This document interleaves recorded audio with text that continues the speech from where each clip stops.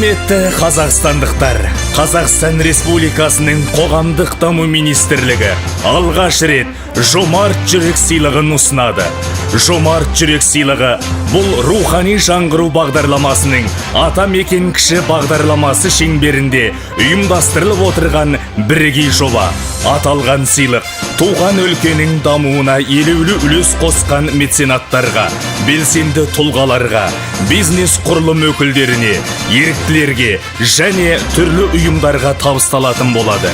Жеңімпаздар жыл меценаты, жылдың үздік ұйымы, жыл тұлғасы, туған өлке, ерен еріктілік аталымдары бойынша марапатталады.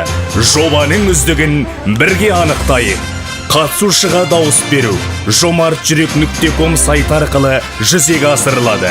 Марапаттау рәсімі 6 желтоқсанда Астана қаласында өтеді. Жомарт жүрек ел мақтанышы.